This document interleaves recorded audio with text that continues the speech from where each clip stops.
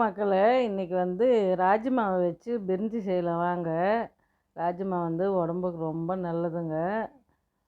Taste வந்து நல்லாயிருக்கும் பிரிஞ்சி செஞ்சால். 2 டம்ளர் அரிசி எடுத்துக்கணுங்க. இது ஒரு 20 நிமிஷம் ஊற வச்சுருங்க. அது ஒரு பக்கம் ஊறட்டும். சைடு மசாலா வந்து ரெடி பண்ணிக்கலாம். தேவையான அளவு எண்ணெய் ஊற்றிக்கோங்க. பட்டை, லவங்கம், கிராம்பு, அன்னாச்சிப்பூ, ஏலக்காய் இதெல்லாம் போட்டு நல்லா வதக்குதுங்க. வெங்காயம் போட்டுக்கோங்க.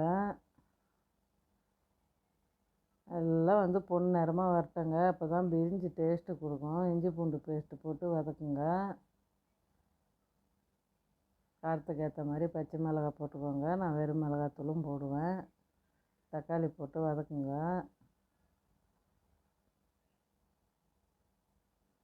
உப்பு போட்டுக்கோங்க தேவையான அளவு.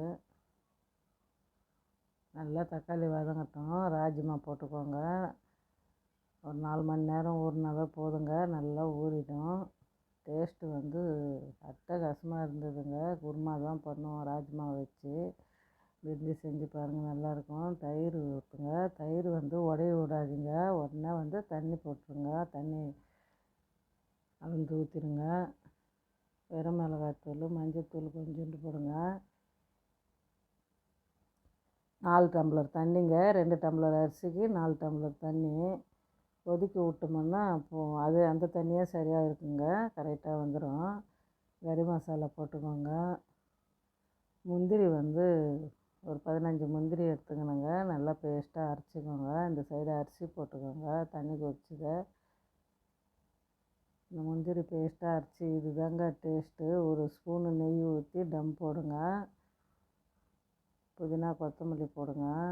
எங்கள் இதில் புதினா கம்மியாக தாங்க இருந்தது, கொத்தமல்லி அதிகமாக இருந்தது போட்டேன்.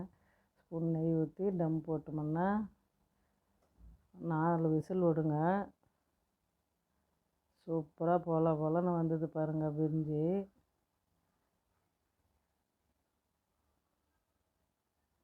அரிசி வந்து ரொம்ப நேரம் ஊற வச்சோம்னா உடையுங்க. ஒரு 20 நிமிஷம் ஊற வச்சா உடையாது. இன்றைக்கி வந்து எங்கள் வீட்டில் பிரிஞ்சி, ராஜ்மா பிரிஞ்சி, முட்டை, தயிர் பச்சடி. இந்த வீடியோ பிடிச்சிருந்தா லைக் பண்ணுங்கள், ஷேர் பண்ணுங்கள், கமெண்ட் பண்ணுங்கள், சப்ஸ்கிரைப் பண்ணுங்கள்.